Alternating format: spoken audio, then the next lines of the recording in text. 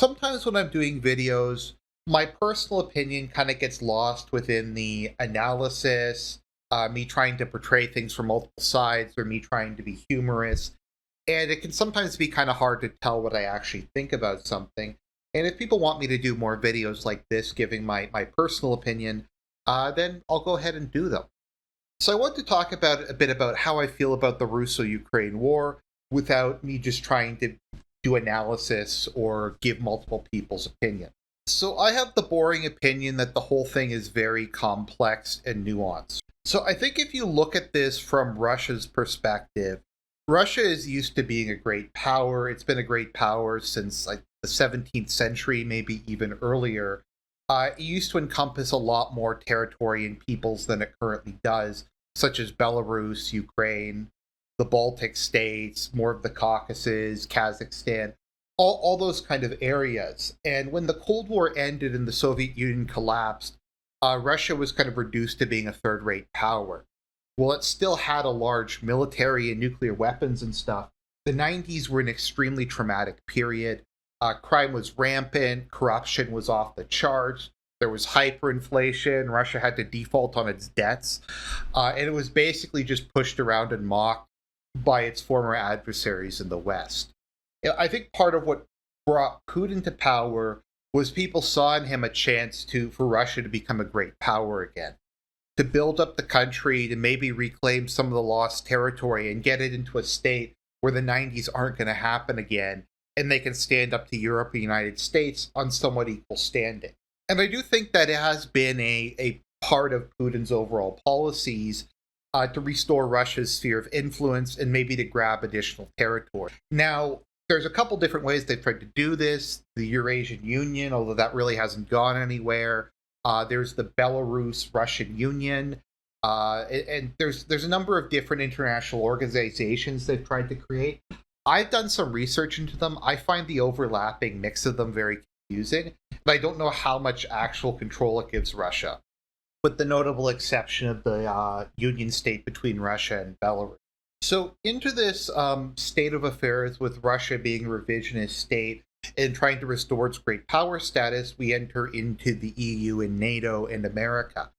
Now, the Europeans, for very good reasons, don't want Russia to become a great power or a superpower again, because they've always been something of a, I don't know if you call it a wild card, a sort of Damocles over Europe.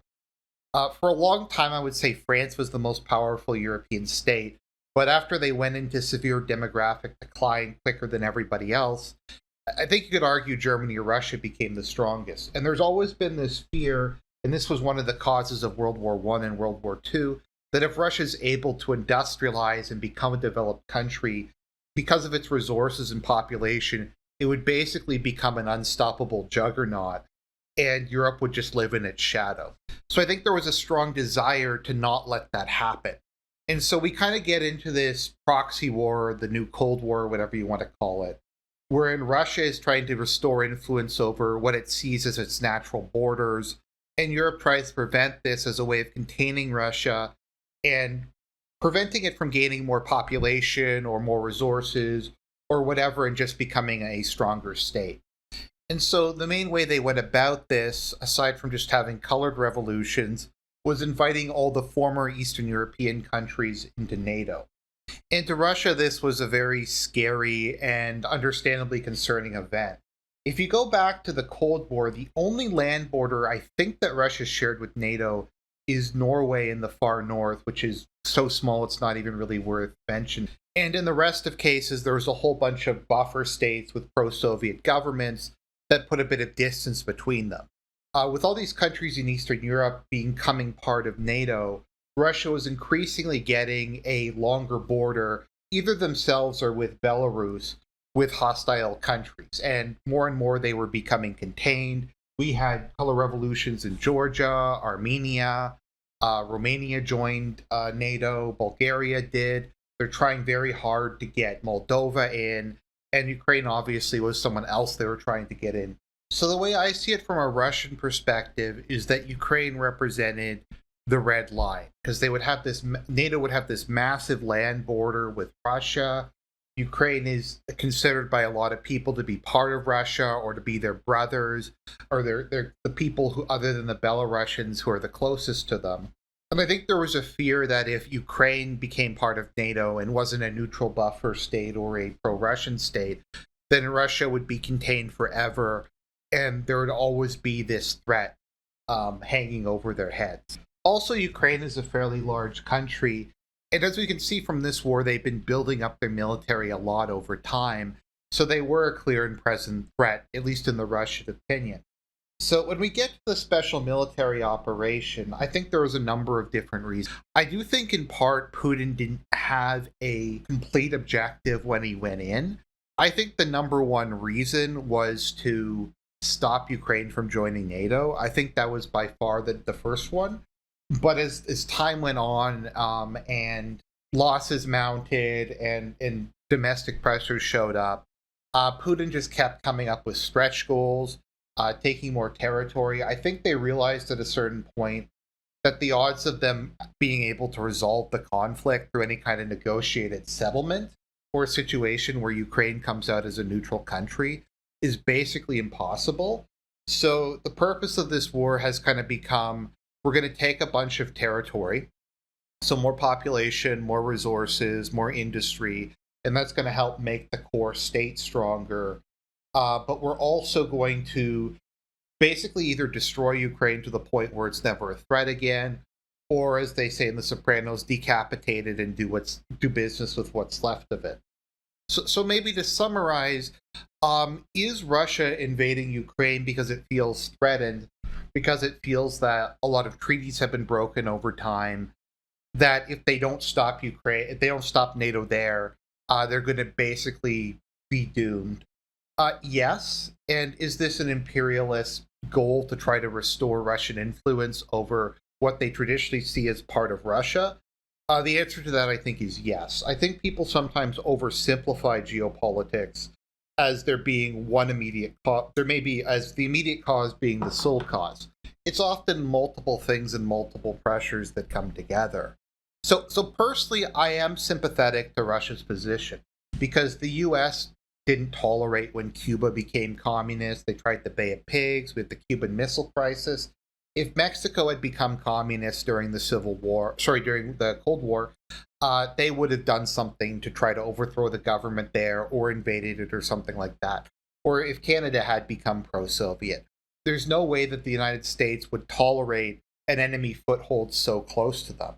I mean, also with Nicaragua and any number of other communist movements in Latin America, that was viewed of their sphere of influence and that the Russians had no right to intervene in that area. But the Russians are also a very proud people, and they want to become a great power again, like I said, and view America on basically equal standing.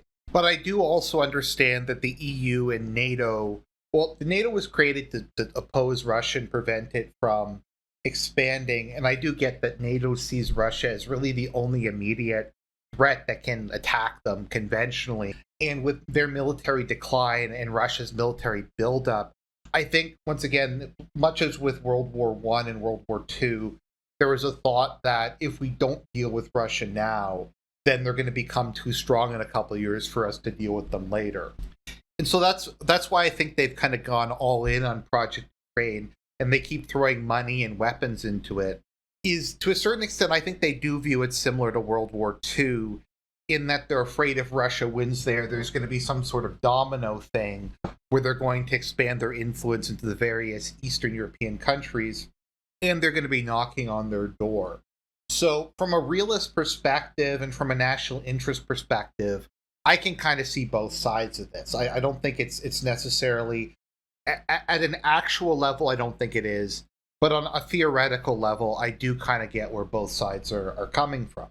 With regards to all the treaties and who violated what treaty and what treaty got signed, I've looked into it. The whole thing is really complicated. A lot of the time it was just like a gentleman's agreement. Sometimes stuff was signed.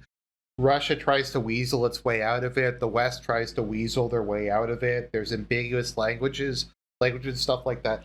I think to a certain extent, neither side in a lot of these treaties was really intending to stick to it, unless it was an immediate benefit to them.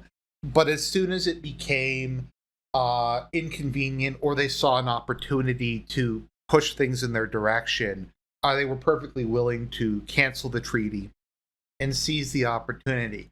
They may have said NATO will not extend eastward, but when they saw an opportunity to extend NATO eastward, they were perfectly willing to do that.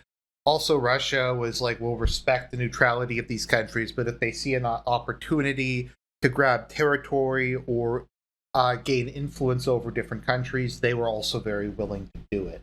So Russia cries constantly over these violated treaties and stuff like that, but I think if you went through and you start going, I think it's violated on both sides. Did the Europeans operate in bad faith? Yes, I think in particular the last couple treaties they went through, it was especially bad faith, and they've admitted to that. But I do think that I don't think the treaties will necessarily restrain Russia if they ever see an opportunity to make good on their wider geopolitical ambitions. Now, on the whole, I tend to be a bit more sympathetic to Russia with regards to this whole situation. Because I think since the US is a superpower and Europe at least used to be relatively strong, I do understand why they don't want NATO on their doorstep and why they want buffer states and they want to be competitive again. Because the West has been constantly trying to overthrow Russia's government and the government of all the states that were sympathetic to them pretty much since the 1990s. And I do sympathize with their desire to form this sphere of influence to protect themselves. And I do think, to a certain extent, they had to invade Ukraine to stop them from joining NATO. I don't think there was really any choice in the matter. I think if Ukraine had joined NATO, it basically would have been over for Russia and it would have just been a disaster. I think what Ukraine should have done is what Finland did during the Cold War, where they just are a neutral country and they take advantage of the fact they're a neutral country and they trade with both sides and they act as kind of a bridge and they enjoy their status as neutrality with both sides kind of guaranteeing their independence. And I really think they probably should have gone with that. And that probably would have been the best way to go about it. But they went really strongly into one camp. And it happened to be the camp that doesn't have escalatory dominance, where, I mean, Washington's really far away from Kiev and Moscow is not so far away from Kiev. And Ukraine's fate is seen as an existential issue by Russia, and it's not seen as an existential issue by the United States. So in terms of a war of wills, Russia was always going to have a much stronger will to actually win this conflict. So that's the theoretical background. Now, in practice, I don't think that's really the case when it comes to the West. I don't think it's necessarily geopolitical concerns that are driving the Western leadership to hate Russia. I think, and this is where we get into the whole ideology thing. Now, I'm just going to say up the front, I don't think Putin is the savior of the white race. I don't think he's necessarily the champion of global Christianity. I don't really have any illusions that Russia's this orthodox utopia where everybody's religious and everybody's like pro saving the indigenous European race and Putin is going to rescue us and Putin is our savior. I'm under no illusions of that, and I do think I understand why people hold that opinion. I do think, however, that Putin's government in Russia is a problem to the current world order, to the social liberalism, whatever you want to call it, that currently governs the world. The fact that Russia is staunchly opposed to things like gay marriage, to like mass immigration from Africa, to not adopting a self-hating look at its own history, that it's reversing a lot of the secularization that happened during the Soviet Union, that it's promoting cultural nationalism and stuff like that, I do think is seen as a threat, particularly when it's coming from a country as powerful as Russia. And they're afraid that that is going to spread. And to a certain extent, Russia is trying to spread that a bit. Not as much as the Soviet Union, but they do fund right-wing nationalist parties in a lot of countries, or at least provide moral support to them. So I do think so long as Russia exists, and it exists as a successful example of this in practice, it is a clear and present danger to them on an ideological level, as it gives a lot of countries that have maybe more conservative or traditional or nationalistic policies a country that they can do business with, and a country that they can kind of rally around as their leader. Now, is this delusional? Is this really an ideological war? I think to a certain extent it is. Once again, I don't think Russia is this bastion of Christianity. But compared to where the West currently is, it largely seems that way.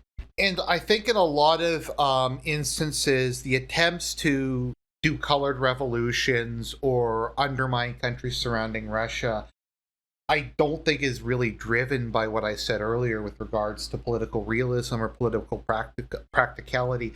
I do think a lot of it is ideological by true believers who their goal, like to them, it's more important that Georgia legalized gay marriage than they militarily contain Russia.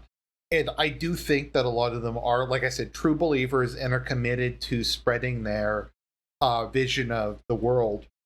And if ever given a choice between doing something practical and something ideological, I think by and large they will always take ideology. And so where do I stand on this? As I said, I don't think Russia is this country that's going to save the white race or is going to restore Christianity, but it is a state that is in direct opposition to the people who hate me and want to destroy me.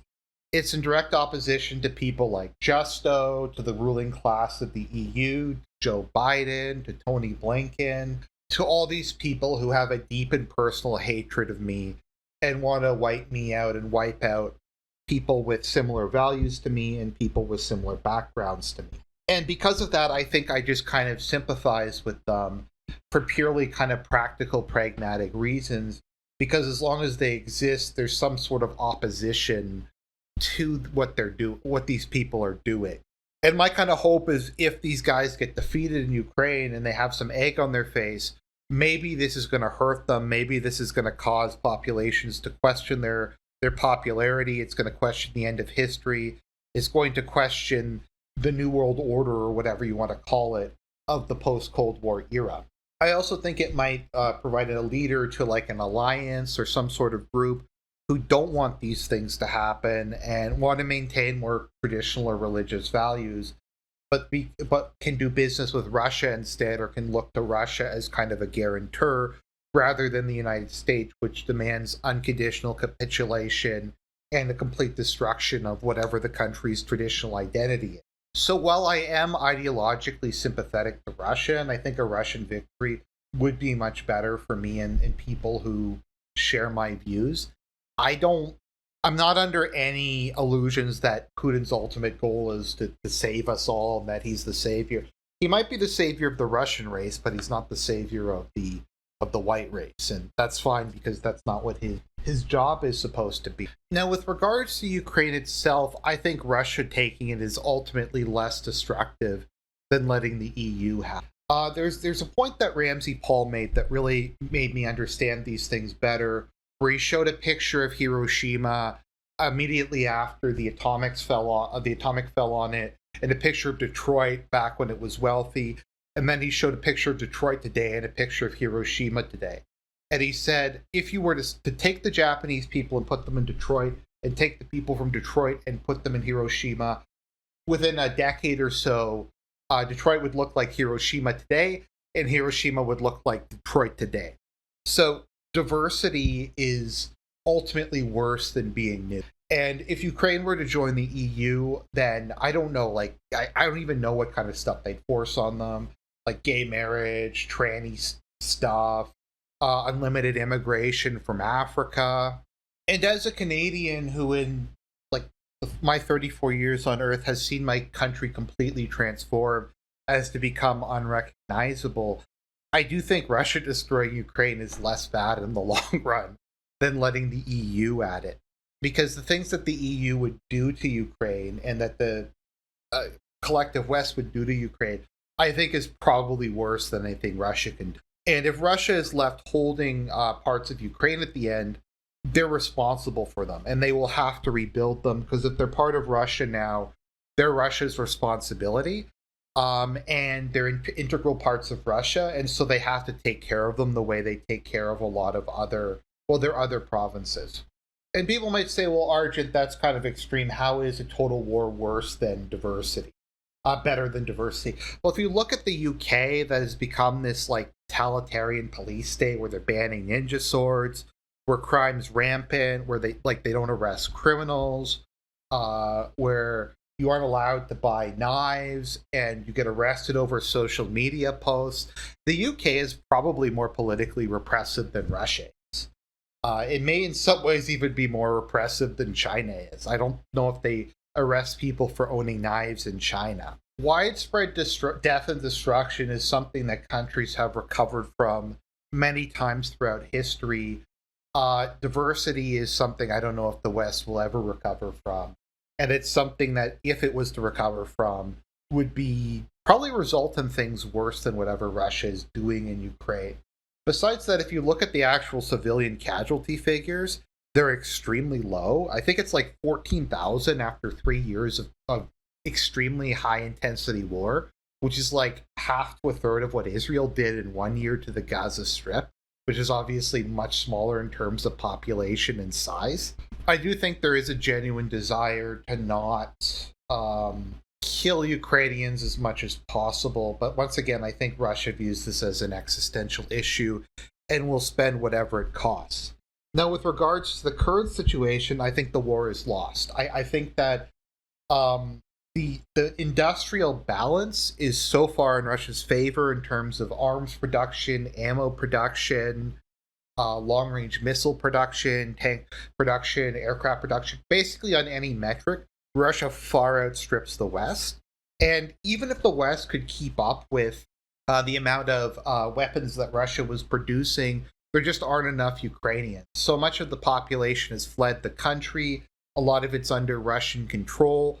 And if you look at it, they're just having to basically seize people off the streets and throw them into the front lines with virtually no training. Whereas Russia is able to rely on volunteers and is able to give them a full year, 6 months to a full year of training before putting them into battle, properly equipped with artillery support, with air support, with command and control, and all these other things. And the Ukrainian army, I think, has permanently lost the strategic initiative. Sure, they can launch some local attacks in largely undefended areas like Kursk, but for the rest of this war, it's just going to be Russia gradually taking territory. So I guess the question is, how long do you want this to go on? Is it really that noble to die for your country when it serves no purpose and you're going to lose anyways? I do think if there's a chance of winning, or there's a chance of holding out until your allies get there, then yeah, maybe it might be worth it to have people die for their country. But it's very clear that the West is eventually going to snake Ukraine, that they can't give them the resources they need to actually win the war. And even if they could, then Ukraine doesn't have the population to do it. None of the NATO countries, other than the United States, really have a big enough army, or maybe Poland, but most of them don't have a big enough army to realistically go and fight the Russians. And I don't know if anyone other than maybe Keir Starmer actually wants to direct war with Russia. So it's delaying the inevitable, and every day Russia blows more stuff up, and more Ukrainian soldiers die, and more Russian soldiers die, and the whole thing is just kind of a mess. So I think at this point, what should probably happen is Russia just takes the current territories, maybe the rest of the Black Sea coast, and a pro-Russian government or a neutral government is set up in the remainder of Ukraine, and both sides kind of give it security gear. I think that's more or less what I think should happen. And those are kind of my overall thoughts on the whole thing. I don't know if that was just kind of boring and not very, like, it's not really a hot take. It's not really like anything particularly groundbreaking or beyond what the normal is. But that's more or less how I see it. Just kind of a realistic thing that does have an ideological component. But I'm under no illusions that Putin is going to ride in and save Canada and save America and save the West. However, they are willing to do business with nationalist or conservative governments. I should add, maybe just as kind of a bookend, I am fully aware that Putin does use like BLM style language. He does talk about repression and racism and stuff like that. And it's very cringe. And I think a lot of that is just political opportunism, wherein much as I'm going to the enemy of my enemy, he's going to the enemy of his enemy in order for his benefit. So hopefully that kind of gives my perspective a bit better. And yeah, so if you want me to do more of these videos where I give my actual personal opinion, let me know. Otherwise, God bless.